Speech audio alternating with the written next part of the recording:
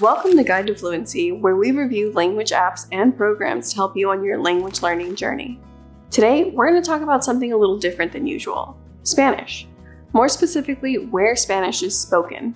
Spanish is a great language to learn if you're wanting to pick up a second language. Of course, tons of people learn Spanish to travel or maybe even to be able to communicate with people in their own community better. But there are lots of areas where your Spanish can serve you.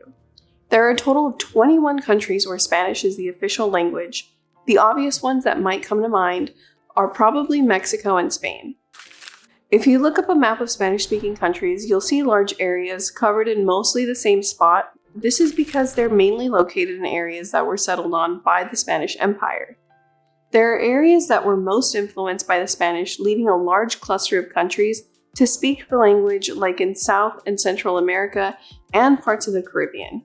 The outlier of the 21 Spanish-speaking countries is Equatorial Guinea. Equatorial Guinea is a country in Africa that's the sole Spanish-speaking country on the entire continent. You're probably thinking, what about Puerto Rico? Spanish is the primary language there, however, it is a territory of the US, so it doesn't officially count as a Spanish-speaking country. In Puerto Rico, a unique version of Spanish is spoken primarily due to the influence of local dialects. The influence of previous spoken languages influences Spanish in many countries.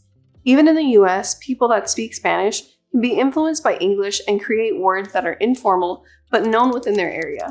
For example, the word lonche means lunch. It's used by many Mexican Americans, but the formal word in Spanish is almuerzo. This often happens with verbs as well, where the word in English is given an AR at the end to give it a Spanish influence. An example of that would be the word parquear, where the word park is given the AR ending. The formal word is estacionar, meaning to park, as in to park a car. See, outside influences affect formal language because dialects can mix, and when there's an understanding of both languages to an extent, things can blend together and others can still understand what's being said. Some words can even be completely the same in some countries, but be given a completely different meaning depending on the country Spanish is being spoken in.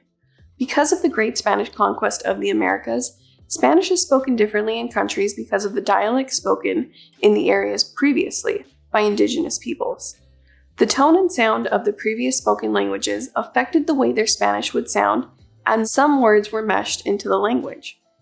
Regardless of the small differences Spanish has between countries, it's still a great language to learn and one of the easiest to pick up on as an English speaker. Plus, think about all the places you can visit and people you can get to know with Spanish. 21 whole countries. Thanks for watching. Be sure to like, comment, and subscribe for more language learning content. Until next time, adios.